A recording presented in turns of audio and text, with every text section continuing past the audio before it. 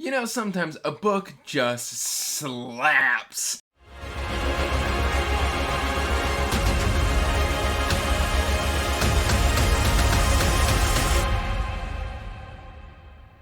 Hey everyone, welcome back to Andrew's Wizardly Reads, and as always guys, I'm Andrew. Today I've got another book review for you, but before we get to that book review, make sure you're liking and subscribing, hitting that bell notification so you can get regular updates for when I put out new content. I post every Monday, Wednesday, and Friday. Also, make sure you're checking that description box down below for the link to the Wizardly Duo Discord, as well as links to all of my social media and information about my Patreon. And today I've got A Plague of Giants by Kevin Hearne for you. This one's good. It's long. You would think, oh, Andrew, you're holding up a mass market paperback. This is like 720 pages long. It's deceptively long, but it's really, really good. And we're going to kind of talk about it. This is the first book in the 7 Kennings by, of course, Kevin Hearne. And if you've not read Kevin Hearne, he's mostly known for his urban fantasy, such as his Iron Druid series. Which, you know, I've read the majority of the Iron Druid series, but, like, I hadn't read Kevin Hearne in a few years. And so then when one of my patrons, Jennifer, is like, hey, I would like you, because, you know, for my Patreon, I spin the wheel. Any book that I physically own jumps to the top of the TBR, and I read it that month. And she selected A Plague of Giants. I think she bought this for me as well. And she was like, I think you'll like this. And she was right. I love this. I gave this like a 4.5 out of 5. And, yeah, this is really great. I mean, it's got a good map, because we do talk a lot about, like, geographical stuff within this book. But one thing that's really, really cool about this book is, from the way it was told, I didn't understand when I first started the book of why the dramatis persona was like this. But, like, it's got pictures. So, like, the dramatis persona, it's very short descriptions, but it's got pictures of all of our main characters. And I think that's really helpful, A, for a review, and B, for when you're reading this book, because there are a lot of characters in this book, kind of structurally on purpose. So what this is again, the first book in the 7 Kennings, but basically what's ended up happening is there's been a natural disaster, and the islands of the giants, like one of the islands of the giants, had a city, and there was a volcanic explosion, and they had to leave. And so they decide to just invade another country, despite the treaties, what have you. And they're like, oh, we'll just act like we're refugees and slowly build this establishment until we're too, like, set in that they can't really pry us out with a crowbar. And then on top of that, there's another invasion going on at the same time with some frost giants. And so basically these frost giants just kind of appear out of nowhere. These are like a race of giants, unlike the giants that they already know about. Like, nobody really speaks their language. They've come from across the ocean, and they're invading. And so there's kind of a mystery around why these giants are invading. And so basically what ends up happening is this is like post initial frost giant invasion. You know, they wipe out a few cities. Another city has become a hub for the refugees. And there is a bard that has come through from a rival nation or like an ally, but you know, like with allies, you're kind of like, I mean, they're an ally, but this guy's probably a spy. So what ends up happening is 2 of our characters, one, now let's open up that dramatis persona because the names aren't easy to pronounce. First page, Dervin. Dervin is kind of like this scholarly court bard, is assigned to kind of chronicle the tales of our, of the bard, which is Fenton. And Fenton has, we'll get into the magic system anyway. He has an affinity for telling stories, and he's got perfect recall. So basically, he gathers in this square, and he tells the story of how this invasion, how kind of both invasions came to kind of coincide, and how the story affects the nation at large. And it just works. It's a bit of a convoluted story delivery system, but I do think that it works. One thing that I do need to mention about Kevin Hearne is he's funny. He injects a lot of humor into his stories. And he does this kind of in an undercutting way because there are a lot of hard-hitting moments within this book. There are some deep, dark themes. And he'll just kind of slide in a little bit of humor to kind of shave off a rough edge, to kind of push you through a difficult scene. And I really, really enjoy that. about his writing. He did that also in the Iron Druid series. He is like, he does humor like nobody's business. And yeah, it's really, really great. Let's talk about the Seventh Kennings, which is kind of the name of the series, but also the magic system. Now, the Seventh Kenning is still kind of unknown, and I'm going to get this all out of order, but basically what the Kennings are is it's like an elemental type of magic.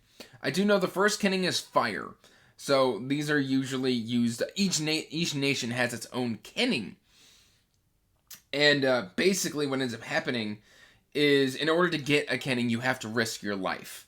And each nation has a location that is specific to... Now, this sounds complicated, and it's actually kind of simple. I'm just explaining it poorly. That is specific to, like, their element and, like, a location. Like, so you would go to a lava tube, and you jump into a lava tube. If you survive the lava tube, basically the Kenning spares you, you become blessed.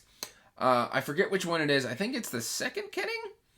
It's either the second or the third Kenning. So you've got wind, where you, like, jump off a cliff, and if you fly, you know, you're blessed. If you hit the bottom, you're not.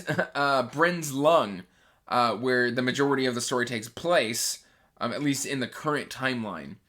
They're mariners, so they have water magic, or a water Kenning. So they dive down in, and, you know, if you all of a sudden, like, you know, inhale and you can breathe water, that's great. If not, your body feeds the fishes, type of deal. Or there's the plant Kennings of the canopy, where, like, you go to this magic tree, and then the roots, I think, like, suck you in. And if you get spit back out, you're blessed, or not, and then your body fertilizes the roots of this magic tree. And so, like, a lot of people, like, have to decide whether or not they want to seek a Kenning. Because it's, you know, it's very dangerous. Like, in some Kennings, it's like a 50%, like, survival rate. A Kenning that is discovered within this book is, I believe, the sixth Kenning. Fifth Kenning? Sixth Kenning. I'm going to say sixth Kenning. And that's the ability to communicate with animals. And that one's got, like, a 10% survival rating. Because you get attacked by animals. You get savaged. And then, like, if the animals just, you know, all of a sudden stop savaging you, you're blessed. Or they eat you. So, yeah, it's a very, very interesting way that you attain magic. Another cool thing about the magic is that, like, you can do your magic pretty much non-stop. Or with very little cost. Until you decide to do something showy. Or flashy. Or powerful. Like, if you get basically just a limited amount of really powerful magic. And that's really interesting because, like, if you want to move really fast through the water, like, you can, you know, swim forever and breathe underwater just fine. If you try and move between cities in a matter of hours, you start aging. The magic starts pulling your life force. And if you do this enough times, you basically, like, turn into your element. So, like, if you launch yourself into the air, like, and fly between nations, you can turn into just a gust of wind. If you create a tsunami, you turn into a puddle of water, type of deal. So, like, if you're going to do something very powerful, you very much have to do it knowing you are sacrificing your life, or sections of your life. And so it's really, really interesting. Like, you can entice animals to kill people for you. But, like, if you do that, you know, that it starts eating away at your life force. Really, really interesting. The way the story is delivered to you, the reader, though, is basically, like I said, we meet Fenton, and Fenton is a bard. He has his Kenning, which is an earth Kenning, and the way it works is, like, there's this sort of mineral that he drops down, and it poofs into smoke, and then he takes on the visage of whoever story he is telling. And because he's got perfect recall, he can then relate to you the life events that led up to the situation that the nation is currently in, which is basically all-out war and survival and things of that nature. And so what he does is he constantly takes on these visages and relates the story, which is then chronicled by Dervin. And it's just a really, really fascinating story. It's got a great magic system, great pacing. A lot of the times the pacing can be a little bit choppy, though, because some sections that Fenton gives you are, like, really drawn out. Others are really, really short, and they're kind of like, did that short section really need to be there? It was kind of vague. I didn't really catch the purpose of that. And then like, you're like, oh, like 3 or 4 sections later, which could be 3 or 4 chapters later, it kind of comes together. Now, this doesn't have chapters. This has days. And so the story is told across 19 days of Fenton just performing for the people of this city, where like then Durfin is chronicling everything that's going on. It's really great. I highly recommend this to fans of epic fantasy. This is really, really interesting. There's some great characters. The dramatis personae, if you go through... Sorry, I just like to use this because it really, really helps, because there's just so many POVs. Like, Abi is, of course, discovering what the Sixth Kinning is. We've got a viceroy in another city who's, like, power-hungry and trying to become king. We've got just all sorts of different... Gondolved is probably one of my favorites. He's this scholar, a linguistic scholar, who has this obsession with mustard. I absolutely love him.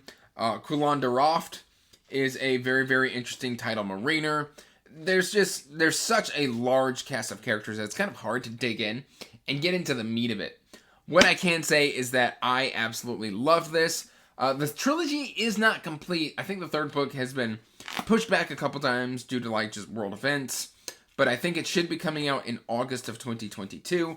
So this will be a complete trilogy here soon.